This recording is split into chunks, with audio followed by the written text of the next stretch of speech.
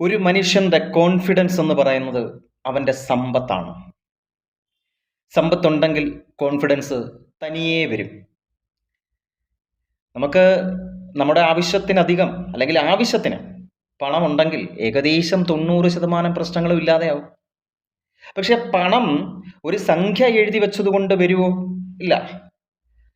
ഒന്ന്, നമ്മുടെ കർമ്മം, നമ്മുടെ ജോലി കൃത്യമായി ചെയ്യുക. പാഴ്ചെലവുകൾ കുറയാൻ എന്താണ് മാർഗം? അല്ല, അച്ചടക്കം, സാമ്പത്തിക അച്ചടക്കം പ്രധാനപ്പെട്ട ഘടകമാണ്. മറ്റൊന്ന്, നമ്മളിലേക്ക് പണം ആകർഷിക്കുക എന്ന് പറയുന്ന ഒരു ഘടകമുണ്ട്. ഈ കർമ്മം നമ്മുടെ നാട്ടിലല്ല ഉത്ഭവിച്ചത്. ഞാൻ ഈ പറയാൻ പോകുന്നത് ശരിക്കും ഇതൊരു ആംഗലേയ രാഷ്ട്രത്തിലെ കർമ്മമാണ്.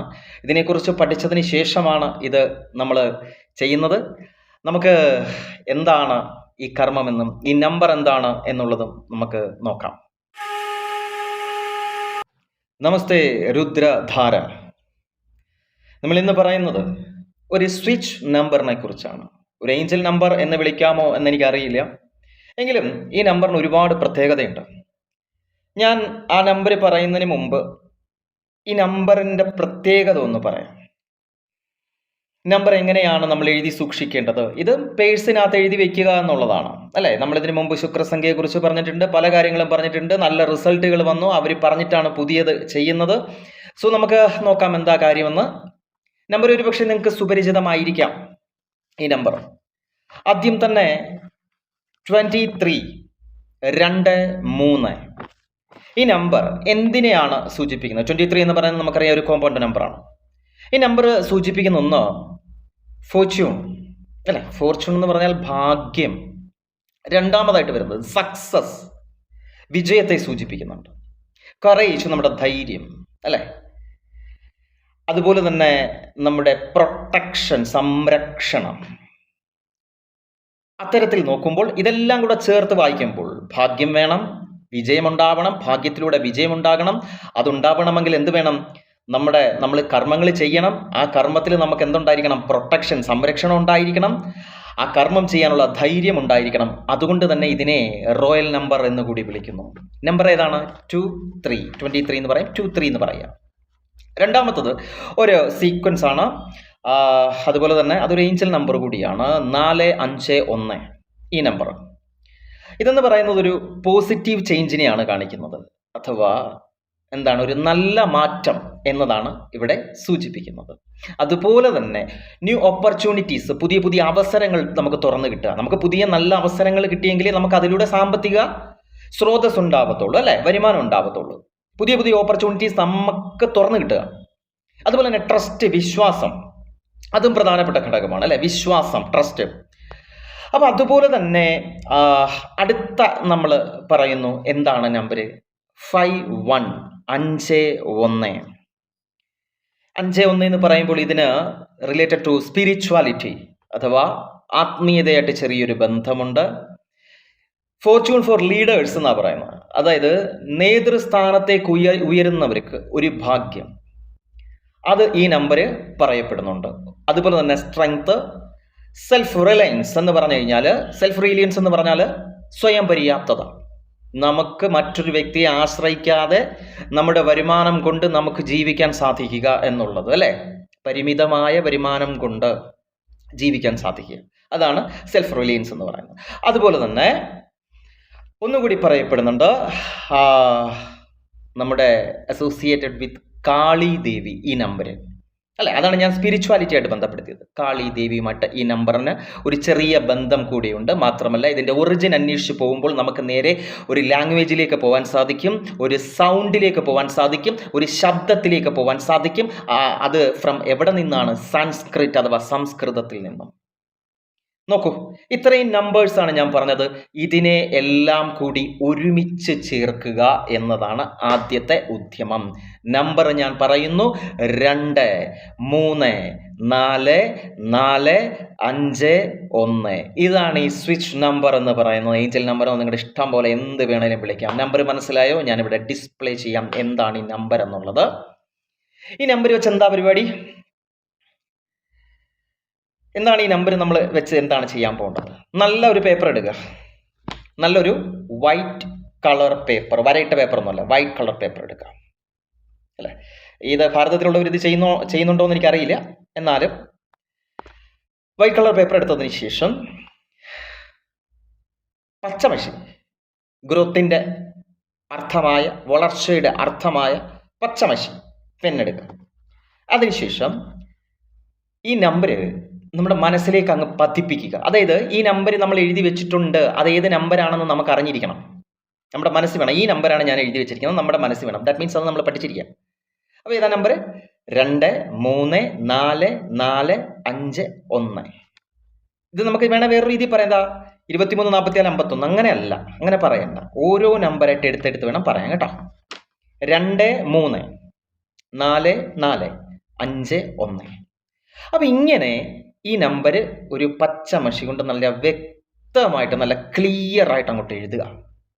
അപ്പോൾ ഇത് എഴുതുന്നതിന് മുമ്പ് ഒരു 3 പ്രാവശ്യം ഇതേ നമ്പർ, അല്ലെങ്കിൽ നിങ്ങളുടെ മനസ്സിൽ ഉറയ്ക്കുന്നത് വരെ ഈ നമ്പർ ഇങ്ങനെ പറഞ്ഞുകൊണ്ടേയിരിക്കുക. ചാണ്ട് ചെയ്യുക എന്നാണ് പറയുന്നത്. വെച്ച് കഴിഞ്ഞാൽ നമ്മളതിങ്ങനെ ഉരുവിട്ടുകൊണ്ടിരിക്കുക ഈ നമ്പർ. ദാറ്റ് മീൻസ് ഇത് എഴുതുമ്പോൾ ഈ കാര്യങ്ങളും കൂടെ വേണം. ഇപ്പം ആദ്യത്തെ 2 നമ്പർ എഴുതുന്നു, 23 അല്ലെ 2, 3 എന്ന് പറയുന്ന നമ്പർ എഴുതുമ്പോൾ ഈ നമ്പർ ഏതാണ്? ഇതൊരു കോമ്പൗണ്ട് നമ്പറാണ്. ഈ നമ്പർ എഴുതുന്നതിലൂടെ എന്ത് വരും? എനിക്ക് ഫോർച്യൂൺ ഉണ്ടാവും, സക്സസ് ഉണ്ടാവും, കൊറേജ് ഉണ്ടാവും, പ്രൊട്ടക്ഷൻ ഉണ്ടാവും അല്ലേ. ഇതെല്ലാം കൂടെ വെച്ചിട്ടാണ് നമ്മൾ ആ റോയൽ നമ്പർ എഴുതുന്നത്. പിന്നെ അതുപോലെ 4, 5, 1 അത് എഴുതുന്ന സീക്വൻസ് ആണ്. അതുപോലെ അതൊരു ഏഞ്ചൽ നമ്പർ ആണെന്നുള്ള ബോധം ഉണ്ടാവണം. ഇതിനകത്തൂടെ കുറേ പോസിറ്റീവ് ചേഞ്ചസ് ഉണ്ടാവും, പോസിറ്റീവ് വൈബ് ഉണ്ടാവും, പുതിയ ഓപ്പർച്യൂണിറ്റി, പുതിയ അവസരങ്ങൾ ഉണ്ടാവും, ട്രസ്റ്റ് ഉണ്ടാവും, അതായത് വിശ്വാസം ഉണ്ടാവും. അതൊക്കെ വേണ്ടിയിട്ടാണ് 451 എന്ന് പറയരുത്, 4, 5, 1 തന്നെ പറയണം കേട്ടോ. അടുത്തത് 51 അഥവാ 51. ഞാൻ അങ്ങനെ പറയുന്നതേ ഉള്ളൂ കേട്ടോ. അപ്പോൾ അതൊരു കോമൺ നമ്പറാണ്. അതെന്താണ്? ഇത് എഴുതുമ്പോൾ നമ്മുടെ ഉള്ളിൽ വേണം എന്താണ്? എനിക്കൊരു നേതൃസ്ഥാനത്തേക്കൊക്കെ ഉയരണം, ജോലിയിൽ നല്ലൊരു എന്താ പറയുക, നല്ല പേര് എടുക്കണം. അതുപോലെ ഇത് എഴുതുമ്പോൾ എനിക്കൊരു സ്വയം പര്യാപ്തത ഉണ്ടാവണം, സ്ട്രെങ്ത് ഉണ്ടാവണം. പിന്നെന്താണ്? ഇതൊരു സ്പിരിച്വൽ നമ്പറാണ്, ഇതിന് ആത്മീയതയായിട്ട് ബന്ധമുണ്ട്. ഇതൊക്കെ നമ്മുടെ മനസ്സിൽ വിചാരിച്ചിട്ട് വേണം ഈ വൈറ്റ് പേപ്പറിൽ ഈ പച്ച മഷി കൊണ്ട് നല്ല വ്യക്തമായിട്ട് വലുതായിട്ട് എഴുതിക്കോ. എങ്ങനെ പറഞ്ഞെഴുതുക? 2, 3, 4, 4, 5, 1. അപ്പം നമ്പറിനെ കുറിച്ച് മനസ്സിലായി. നമ്മൾ നമ്പർ എഴുതി കഴിഞ്ഞു, നമ്മുടെ പകുതി ജോലി തീർന്നു. അടുത്ത എന്താ പരിപാടി എന്നറിയോ? പെർഫ്യൂം വീട്ടിലുണ്ടല്ലോ, പെർഫ്യൂം. ഞാൻ പറഞ്ഞില്ലേ, ഇത് വിദേശത്ത് നിന്നുള്ള ഇറക്കുമതിയാണ് ഈ സംഭവം, നമ്മുടെ നാട്ടിലെ സംഭവം അല്ല. ന്യൂമറോളജിയിലുണ്ട് ഈ നമ്പർ, ന്യൂമറോളജിയിൽ വളരെ വ്യക്തമായി പറയുന്നുണ്ട്. സംശയമുള്ളവർക്ക് സെർച്ച് ചെയ്ത് നോക്കാം, ഗൂഗിൾ ചെയ്ത് നോക്കാൻ കഴിയുന്നതാണ് ഞാൻ ഈ പറയുന്നതിനകത്ത് എന്തെങ്കിലും തെറ്റുണ്ടോ എന്നുള്ളത്. അപ്പോൾ ഇത് പെർഫ്യൂം എടുക്കുക. പെർഫ്യൂം എന്ന് വെച്ചാൽ സ്പ്രേ എന്നൊക്കെ പറയത്തില്ലേ, നല്ല ഗന്ധമുള്ള സാധനം. നമുക്ക് വേണമെങ്കിൽ നമ്മുടെ ആത്മീയതയായിട്ട് ബന്ധപ്പെട്ട് പച്ചക്കർപ്പൂരമൊക്കെ കയറ്റി വെക്കാമായിരുന്നു. ഇനി ചിലപ്പോൾ നാളെ അങ്ങനെയൊക്കെ കയറി വരും, പുതിയ രീതിയിലൊക്കെ ചെയ്ത് വീഡിയോ ഒക്കെ മാറ്റി ഉള്ള പരിപാടിയൊക്കെ ചെയ്ത് വരും. പക്ഷെ അതൊന്നുമല്ല ഇവിടെ പറയണേ, പെർഫ്യൂം തന്നെ വേണം അല്ലേ. പെർഫ്യൂം എന്ന് പറയുന്നത് നമ്മുടെ ഇന്നത്തെ ഒരു ദേവി സങ്കല്പം ഉള്ളതുകൊണ്ടാണ് പെർഫ്യൂം പറയുന്നത് അല്ലേ. ദേവന്മാർക്ക് അല്ലെ ദേവിമാർക്ക് എന്നൊക്കെ പറയുന്നത് സുഗന്ധം വളരെ പ്രിയപ്പെട്ടതാണ്. സുഗന്ധം ഉള്ളിടത്തെ എന്തുണ്ടാവും? ഐശ്വര്യം ഉണ്ടാവും അല്ലേ. അതുകൊണ്ടല്ലേ നമ്മൾ എപ്പോഴും സുഗന്ധപൂരിതമായിട്ട് നടക്കാൻ ശ്രമിക്കുന്നത്. ആകർഷണം ഉണ്ടാവും. അതായത് ഒരു പൂവിനകത്ത് നല്ല ഗന്ധം ഉണ്ടെങ്കിലല്ലേ എന്താ വണ്ടുകൾ ആകർഷിച്ച് വരുന്നത്. എന്ന് വെച്ച് നിങ്ങൾ സ്പ്രേ അടിച്ച് നടക്കുമ്പോൾ പലരും ആകർഷിച്ച് വരുമെന്നല്ല ഞാൻ ഈ പറയുന്നത്. എങ്കിലും വരും കേട്ടോ, പരസ്യത്തിനകത്ത് നമ്മൾ കേൾക്കണല്ലേ. അപ്പോൾ ഇവിടെ ആകർഷിക്കേണ്ടത് മനുഷ്യരെ അല്ല, ഈ പറയുന്ന പവറാണ് ആകർഷിക്കപ്പെടുന്നത്. ഇത് വെക്കുമ്പോൾ നിങ്ങളിലേക്ക് ആകർഷിച്ച് പൈസ ഇങ്ങനെ നാളെ തൊട്ടിങ്ങനെ ഒഴുകുമെന്നല്ല ഇതിൻ്റെ അർത്ഥം. ഇത്രയും കാര്യങ്ങൾ റെഡി ആയി കഴിഞ്ഞാൽ സമ്പത്ത് അതിൻ്റെ കൂടെ തന്നെ വരും. അത് തന്നെയാണ് നമ്മുടെ ഭഗവാൻ പറഞ്ഞു കൊടുത്തത്. എന്താ? കർമ്മണ്യവാധികരസ്തൈ മാ ഫലേഷു കഥാചന. അറിയാലോ അർത്ഥം എന്തോന്ന് പറയുന്നില്ല. അപ്പോൾ കർമ്മം അങ്ങ് ചെയ്യുക, ബാക്കിയൊക്കെ വരുന്നിടത്ത് വെച്ച് കാണാം, അത്രേ ഉള്ളൂ. അപ്പോൾ നമ്മളിത് എഴുതി ഇതിൻ്റെ പുറത്ത് പെർഫ്യൂം അടിക്കുന്നു. ഈ പേപ്പറിൻ്റെ പുറത്ത് കിട്ടിയോ സംഭവം? ഇതിൻ്റെ പുറത്ത് നന്നായിട്ട് പെർഫ്യൂം അടിച്ചു. അതായത് നല്ല ഗന്ധമായിരിക്കണം, മനസ്സിലായോ? നല്ല ഗന്ധമായിരിക്കണം ഈ ഒരു പേപ്പർ തുറക്കുമ്പോൾ, അങ്ങനെയായിരിക്കണം. എന്നിട്ട് ഈ പേപ്പറിനെ നമ്മൾ 4 മടക്കും. 4 മടക്കിയതിന് ശേഷം 4 മടക്കുമ്പോഴത്തേക്ക് ഇച്ചിരി വലുതായിരിക്കും പേപ്പർ അല്ലേ. വീണ്ടും അതിനെ 4 മടക്കുക. ആദ്യം 4 മടക്കി, വീണ്ടും അതിനെ 4 മടക്കുക. കഴിഞ്ഞു, സംഭവം, പരിപാടി തീർന്നു. ഇനി ഇത് പേഴ്സിനകത്ത് വയ്ക്കുക എന്നുള്ളതാണ്.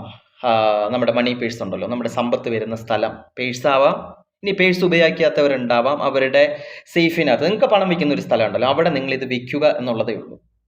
പിടികിട്ടിയോ? എന്നിട്ട് ഇത് വെച്ചിട്ട് ഇതിൻ്റെ പരിപാടി കഴിഞ്ഞില്ല. ഇത് നിങ്ങൾ വെക്കേണ്ട ദിവസം ഏതാണ് എന്നുള്ളത് അവരുടെ വിശ്വാസപ്രകാരം ഞാൻ പറയാം. അവരിത് പറയുന്നത് ചൊവ്വാഴ്ച വെള്ളിയാഴ്ചയാണ്. മനസ്സിലായോ? Tuesday or Friday. ഈ 2 ദിവസത്തിൽ ഏതെങ്കിലും ഒരു ദിവസം. ഇതിന് സമയമില്ല, രാത്രിയെന്നില്ല, പകലെന്നില്ല, അങ്ങനെ ഒരു സമയം ഇതിന് പറയുന്നില്ല. എപ്പോൾ വേണമെങ്കിലും നിങ്ങൾക്ക് വെക്കാം. പിന്നെ അവർ വേറെ ചില ദിവസങ്ങൾ കൂടെ പറയുന്നുണ്ട്. പക്ഷെ നമ്മുടെ ഒരു വിശ്വാസം അനുസരിച്ച് എനിക്ക് തോന്നുന്ന ഏറ്റവും നല്ലത് ആ ദിവസങ്ങൾ തന്നെയാണ്. എൻ്റെ ഒരു ഇതിൽ നിന്ന് പറയുകയാണേ. അപ്പോൾ ഇത് വയ്ക്കുന്നു. ഇനി കഴിഞ്ഞോ? ഇല്ല.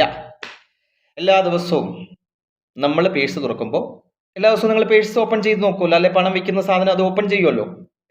ഓപ്പൺ ചെയ്യുമ്പോൾ നമ്മൾ ഇതെടുത്തൊന്ന് തുറന്നു നോക്കണം കേട്ടോ. ഇതെടുത്ത് തുറന്നു നോക്കിയിട്ട് ഈ നമ്പർ ഒന്ന് വായിക്കണം. എങ്ങനെയാ? 234451. വീണ്ടും 234451. ഒരിക്കൽ കൂടെ 234451. നമ്പർ മാറല്ലേ? അപ്പോൾ ഇങ്ങനെ നമ്മൾ ഇത് ഒരു 3 പ്രാവശ്യം എന്ത് ചെയ്യുക? വായിക്കുക. വായിച്ചിട്ട് വീണ്ടും അത് എങ്ങനെയാണോ മടക്കിയത് അതേപോലെ മടക്കി സംഭവം അതിനകത്ത് വെക്കുക. കഴിഞ്ഞു. അതിനുശേഷം നമുക്ക് ആ പേഴ്സിനകത്തുള്ള കാര്യങ്ങൾ എന്താ യൂഷ്വൽ നമ്മൾ എന്താ ചെയ്യുന്നതെന്ന് വെച്ച് കഴിഞ്ഞാൽ ചെയ്യും. ഇത്രേ ഇവർ പറയുന്നുള്ളൂ. ഇതിൻ്റെ റിസൾട്ട് ഇവർ പറയുന്നത് 18 ദിവസമാണ്. 18 days ആണ് പറയുന്നത്. 18 ദിവസത്തിനുള്ളിൽ നിങ്ങളുടെ പേഴ്സിനകത്ത് 1 രൂപയുള്ളെങ്കിലും അവർ പറയുന്നത് അതിനകത്ത് സമ്പത്ത് കയറും എന്നാണ് ഇവരുടെ വിശ്വാസം. നമ്മുടെ അല്ല, ഞാൻ തുടക്കത്തിലേ പറഞ്ഞു, ഇതൊരു ഭാരതീയൻ്റെ വിശ്വാസമല്ല, ഇത് പുറത്തുള്ളൊരു വിശ്വാസമാണ്.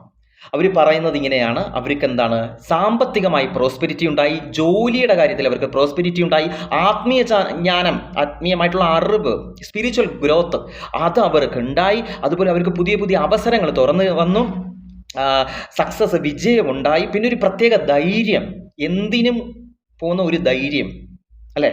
മിണ്ടാതിരിക്കുന്നവനൊന്നും കിട്ടത്തില്ലെന്നല്ലേ പറയണം. അപ്പോൾ അതിനുള്ള ഒരു ധൈര്യം, ജോലിയിൽ നന്നായിട്ട് പെർഫോം ചെയ്യാൻ പോലും എന്ത് വേണം? ധൈര്യം വേണം, അല്ലേ? അല്ലെങ്കിൽ ഒരു പ്രാസംഗികനാണെങ്കിൽ പോലും പ്രസംഗിക്കാൻ അവൻ എന്ത് വേണം? ധൈര്യം ഉണ്ടാവണം. അപ്പോൾ അത് അവർക്ക് ഉണ്ടായി എന്നാണ് പറയപ്പെടുന്നത്. ഇത്രയേ ഉള്ളൂ ഇതിൻ്റെ പരിപാടി. അപ്പം ഞാൻ പറയുന്നു ചൊവ്വയും വെള്ളിയും എന്ന് ഞാൻ പറയുന്നു. നിങ്ങൾ നാളെ ഓക്കെ ആണോ? ഓക്കെ ചെയ്യാം. അവരൊരു പ്രത്യേക ഡേറ്റ് ഇതിന് പറയുന്നില്ല, ഒരു പ്രത്യേക സമയം പറയണില്ല. പിന്നെ നമ്മുടെ ഒരു വിശ്വാസം അനുസരിച്ച് ഞാൻ ഈ 2 ദിവസം പറഞ്ഞതേ ഉള്ളൂ. 18 days, 18 ദിവസമാണ് അവർ പറയുന്നത്. ഇതിൻ്റെ റിസൾട്ട് ഉണ്ടാവും വിത്തിൻ 18 days. 18 ദിവസത്തിനുള്ളിൽ ഇതിൻ്റെ റിസൾട്ട് ഉണ്ടാവും എന്നാണ് പറയുന്നത്. സീറ്റ് നമ്പർ അല്ലെങ്കിൽ ഏഞ്ചൽ നമ്പർ എന്നൊക്കെ അവർ വിളിക്കാറുണ്ട് ഇതിനെ, സീക്വൻസ്, അങ്ങനെയൊക്കെ ഒത്തിരി പേരിൽ ഇതിനെ വിളിക്കും. അപ്പോൾ ഇതാണ് ഈ നമ്പർ എന്ന് പറയുന്നത്.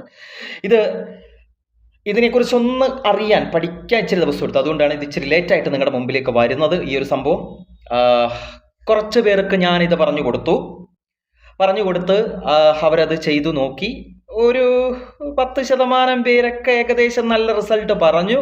ചിലർക്ക് വർക്ക് ആയിട്ടില്ല. അതെന്താന്നുള്ളത് എനിക്കറിയില്ല. ഒരുപക്ഷെ ഞാൻ പറഞ്ഞല്ലോ, ഇത്രയും കാര്യങ്ങൾ നമ്മൾ ആകർഷിക്കുക എന്നുള്ളതാണ്. ഒരു സംഭവത്തെ നമ്മളിലേക്ക് ആകർഷിക്കുക, അതിനൊരു മൈൻഡ് പവർ സെറ്റ് ചെയ്യുക. അറ്റ് ഫസ്റ്റ് നമ്മൾ ഒരു മൈൻഡ് പവർ സെറ്റ് ചെയ്യുക എന്ന് പറയുന്നൊരു സംഭവമുണ്ട്, അല്ലേ? നമുക്ക് യോഗയ്ക്കകത്തൂടെ കിട്ടുന്ന അതാണ്, ധ്യാനത്തിലൂടെ കിട്ടുന്നത് അതാണ്. ആ ഒരു സംഭവം നമ്മൾ സെറ്റ് ചെയ്യുക. ചുമ്മാ ഒരു സംഭവം എഴുതി വെച്ച് എനിക്ക് പൈസ വന്നില്ല എന്ന് പറഞ്ഞു കഴിഞ്ഞാൽ അതെന്തരാ, അല്ലേ? അപ്പോൾ ഇത്രയേ ഉള്ളൂ കാര്യങ്ങൾ. ഇത് നിങ്ങളൊന്ന് ചെയ്ത് നോക്കാൻ ഞാൻ പറയുന്നു. റിസൾട്ട് നല്ലതാണെങ്കിൽ just inform me. Okay, so എല്ലാവർക്കും നല്ലത് വരട്ടെ, മഹാരുദ്രൻ്റെ അനുഗ്രഹങ്ങൾ ഉണ്ടാകട്ടെ എന്ന് പ്രാർത്ഥിച്ചുകൊണ്ട് മറ്റൊരു സബ്ജക്റ്റുമായിട്ട് നമ്മൾ വീണ്ടും കാണും. അപ്പോൾ അതുവരേക്കും നമസ്കാരം.